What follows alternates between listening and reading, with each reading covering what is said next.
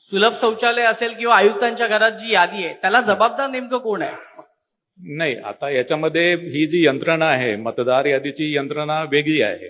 ही actually पण याच्यावर तुमचा वचक नाहीये का या यंत्रणेवर? आम्ही फक्त ती यादी अडॉप्ट करतो. आम्ही फक्त ती जी यादी ती अडॉप्ट करतो. एक पर्टिक्युलर डेट ठरवतो आणि त्या डेटला ती यादी आम्ही अडॉप्ट करतो. त्याची शहानिशा कोण करतं?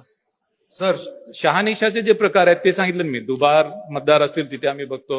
चुकीच्या प्रभागामध्ये गेला ती आम्ही बघतो. नाव इन्क्लूड झालं नाही, विधानसभा मतदार यादीमध्ये नाव आहे पण याच्यामध्ये नाही आहे, ते इन्क्लूड करतो. काही क्लरिकल मिस्टेक्स असेल, एरर असेल ते इन्क्लूड करतो. सर, ज्या ठिकाणी जागा नाहीये त्या ठिकाणी मतदार झालं का? ज्या ठिकाणी ज्या ठिकाणी जागाच नाहीये, फक्त रिकामी आहे त्या ठिकाणी मतदार आहेत. मग हे याच्या संदर्भात काहीतरी असेल ना, काहीतरी जबाबदारी असेल साहेब. जबाबदारी जी आहे त्याच्यामध्ये प्रत्येक प्राधिकरणाची जबाबदारी जी निश्चित केलेली आहे. राज्य निवडणूक आयोगाची जी रिस्पॉन्सिबिलिटी ती राज्य निवडणूक आयोगाची आहे. भारत निवडणूक आयोगाचे जे अधिकार आहेत ते भारत निवडणूक आयोगाचे आहेत.